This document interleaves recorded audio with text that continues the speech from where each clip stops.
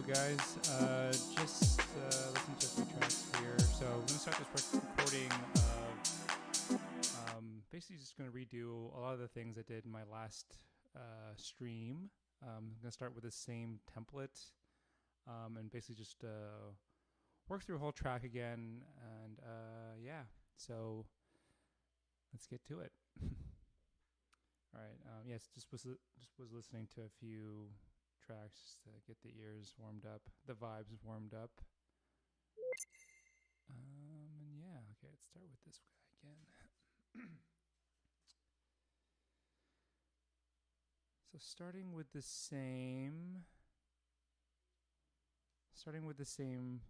program, or sorry, the same template. We left off with this, so I'll play it from the top.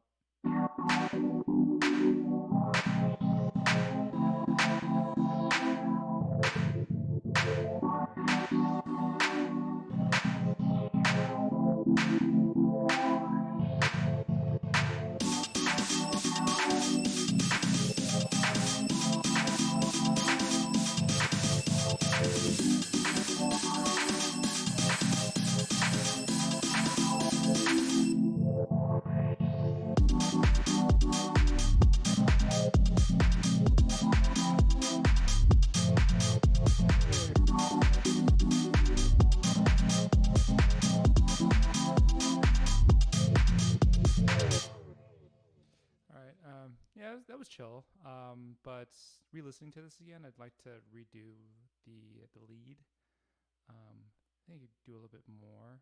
We do a bit more with it. Yeah, let's do that for the time being. Make sure that's loud enough for you guys. Okay, going back to the lead. And as I go through this, I'll try to sort of keep you guys, or I'll keep you guys in the loop of what I'm doing, and so sort of just walk everyone through this. But yeah, I found a few sounds. So I go to Splice a lot to get a lot of different types of sounds and whatnot. Typically, I like sort of just pad sounds or like stabs, basically. Something you can usually sort of just use to make a melody out of.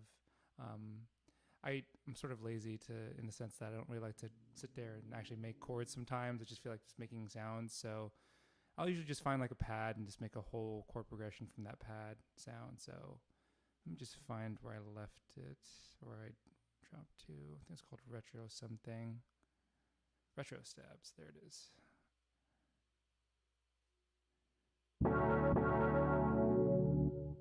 Yeah, these sound fat.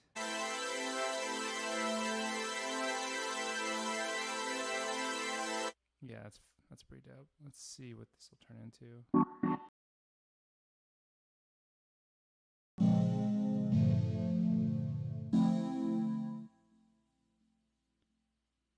Ooh, dropping frame rates. Gosh. Okay, let's try this again.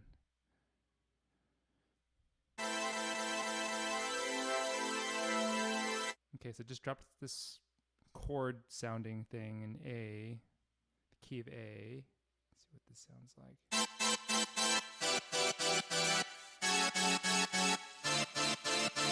Yeah, it sounds dope. Okay.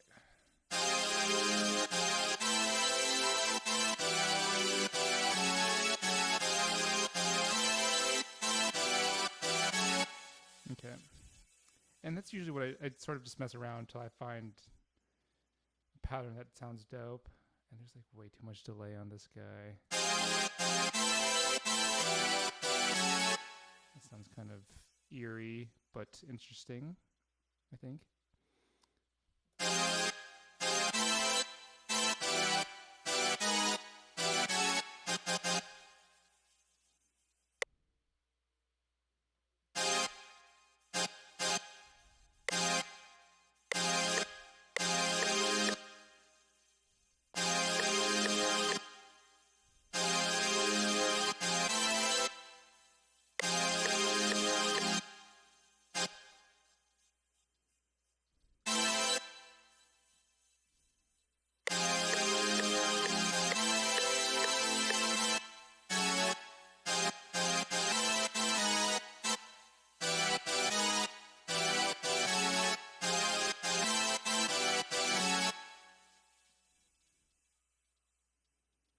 All right, so what I'm doing here is just basically making a quick pad, another pad. I wasn't too excited with the one previously that we made, so just trying something different this time. And I'm pretty happy so far. It sounds kind of wavy. Oh.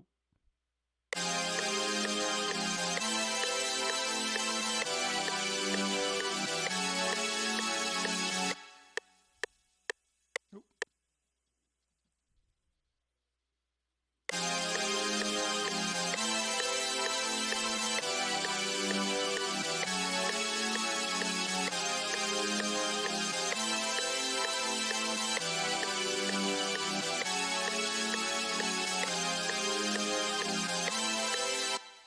Okay, there you go. It's a good little pad we got going down there.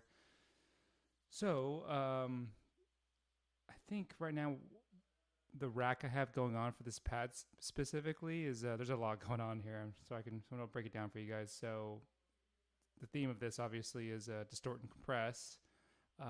We have a lot of distortion here. We use sausage fattener, just a little touch of that. Have the sound goodizer, which is a native FL Studio plugin. Oh, sorry, close that too quick. Check that out. Just fattens things up. And then of course I'm compressing the crap out of this with a limiter and then another maximizer down here. And then something I just caught myself right now is the EQ. I usually put this towards the latter half of the chain, to sort of just like round everything out.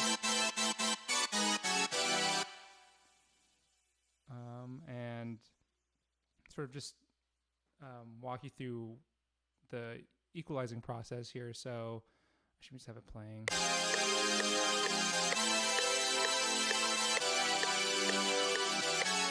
So what I'm doing here is sort of like trying to tone down the low end so it's not fighting too much with the kick that'll eventually will come in. And I'm also sort of thinking that the highs are sort of high right now.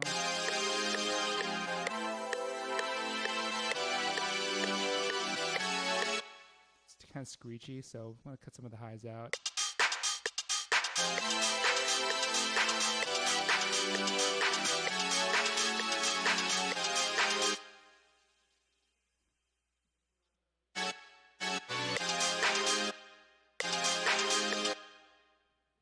And right now, I feel like there's still too much highs, to me at least, so what I'm going to do is cut even more off with just a filter, low pass filter.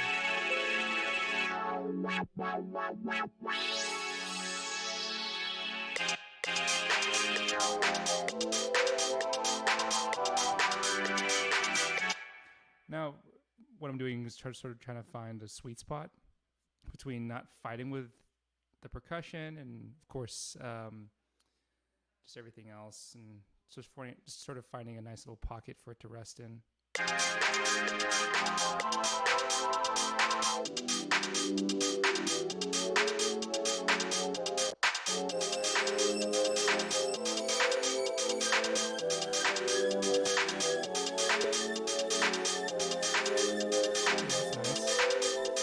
Nice little groove going on there.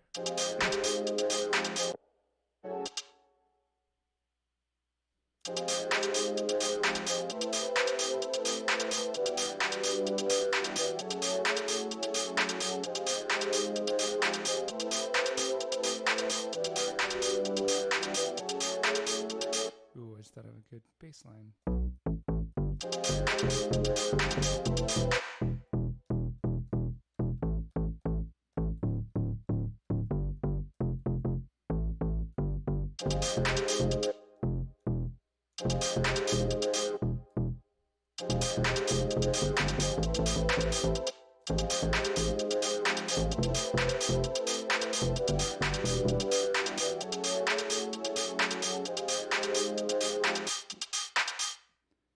So what I'm doing here is, should I save the other one?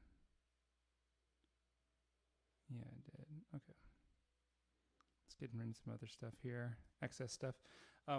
Sort of trying to write a bass line for this. I thought it hurts. I could sort of hear a bass line kind of sit under this this pad. I'm gonna try to bang that out right now. And for the pad itself, for the baseline itself, I use Nexus a lot. Reoccurring theme you'll see with my productions is that I like stuff that doesn't take too much CPU.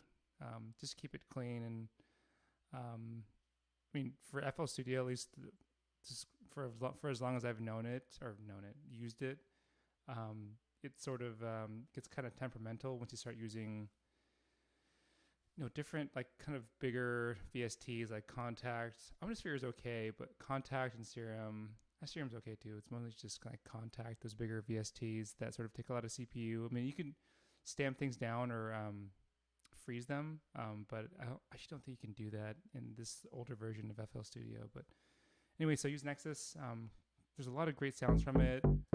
I think even by itself, it's not too bad. But of course, as the theme suggests, I'm distorting the thing with Camel Crusher, compressing the crap out of it, and then I'm sort of doing another back-end compression, small little maximizer, and then I'm sort of EQing it pretty hard, because the parametric EQ is okay in FL Studio, but if you stack them, they actually I guess the best way I can describe it is that the EQs are pretty light, so the more you stack, the more intense the EQs get. That's the best way I can describe it. Okay, so back to the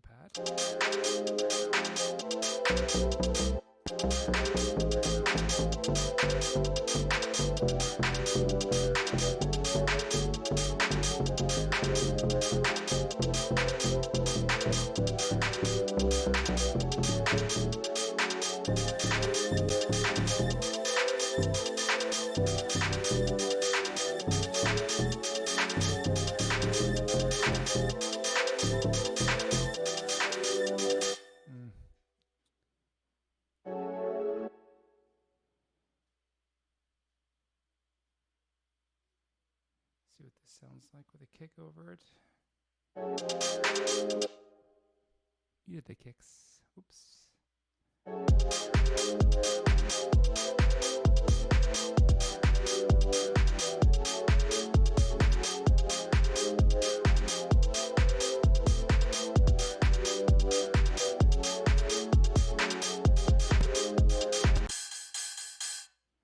So, in our previous session, I had rides, but I think these are probably going to be too fast. So I'm just going to have a ride on the one, kind of give it some variation. And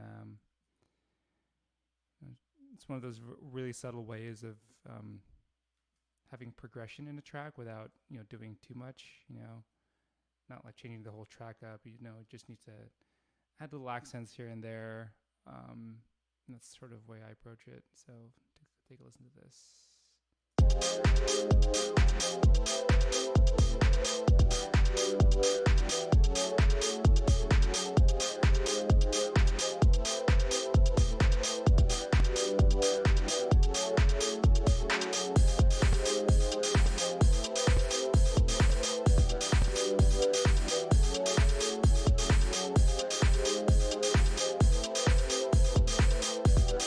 Just little stuff like that. It's sounding kind of bare right now just because there's no bass line.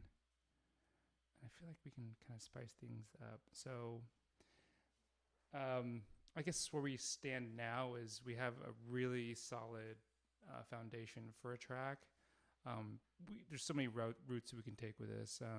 Something I also like to do also is kind of just keep messing around with the chord progression until I find something that this can sort of progress to. So we have our beginning now. So before we get too crazy and start to second guess ourselves, let's just make this.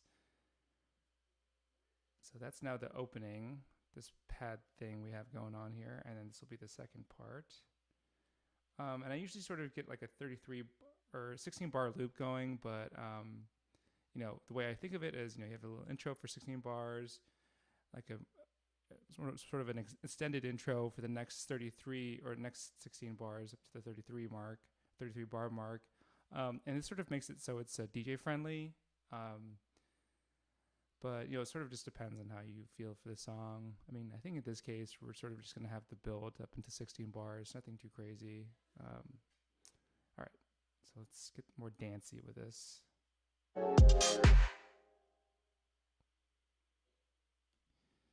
Copy this guy so we can go ham on this without compromising the first one. And FL Studio has this arpeggiator built into it, so do some interesting things with this.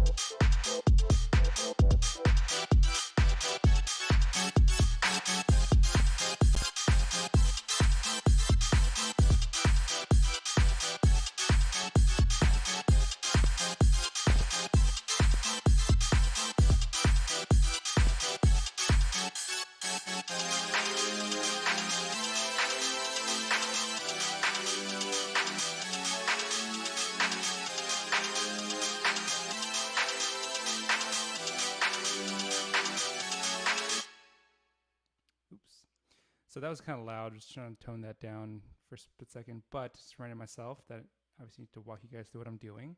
So I'm just turning that down a little bit. It's kind of loud.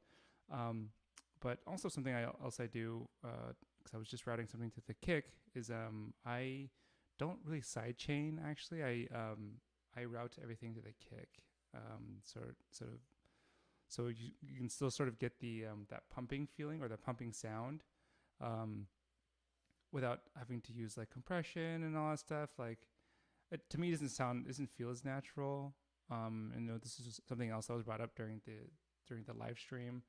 And something about just having everything rooted to the kick just makes it more, it's the quintessential pumpiness, if that makes any sense. Just because the kick is the one that's really driving the whole track, because it's dance music, So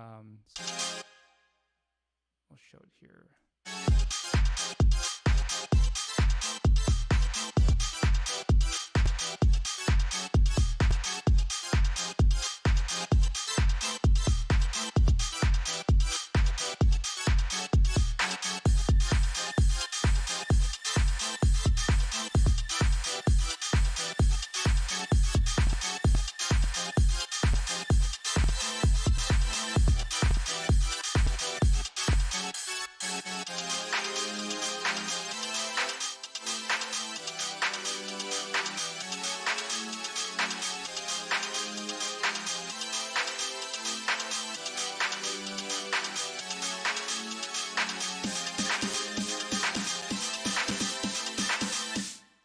Also had these little snare build up.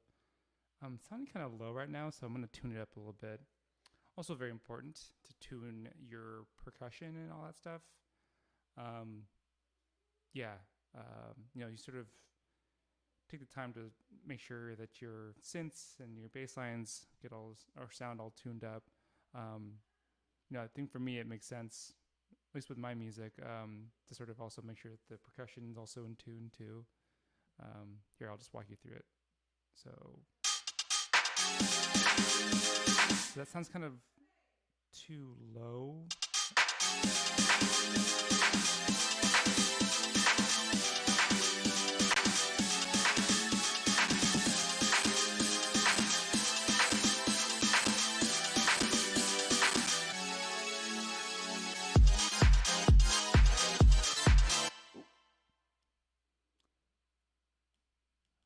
Forgot the old one was in there. Not bad.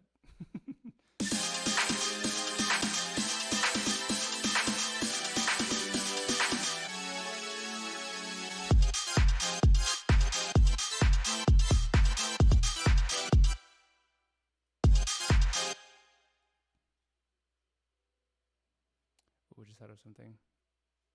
Bear with me here. I want to make a little jam.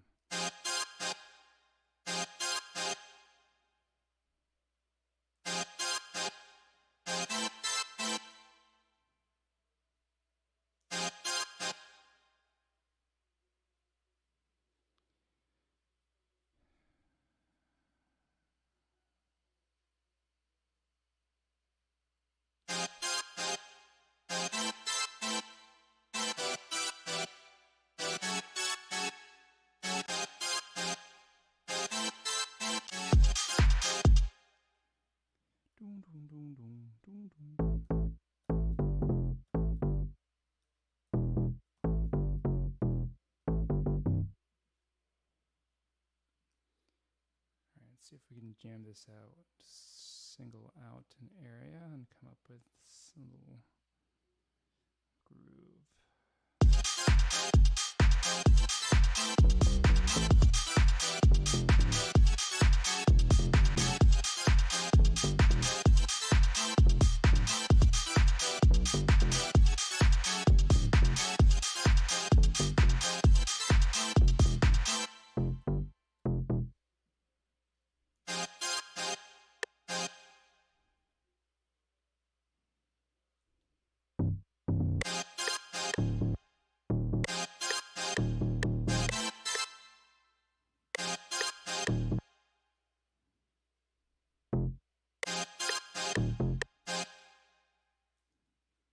I think this is also cut. Yeah, also have the arpeggiator going on for the bass line. I think it's from a previous project, but gonna take that off. Dun, dun, dun, dun.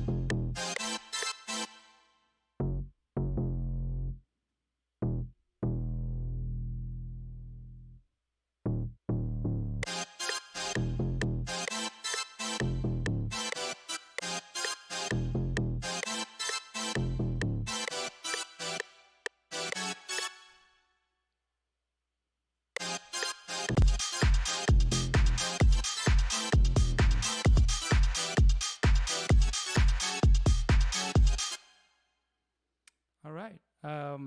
Yeah, I'm sort of just still trying to figure that out, the bass line. But yeah, that's sort of the gist of everything we went over. Yeah, if you guys have any more questions, I'll probably do more of these. But yeah, I felt like I owe it to the people that couldn't make it to the last Saturday one. At least a little quick snippet. So yeah, anyways, I'll keep you guys posted on other ones I do. And yeah, see you guys around.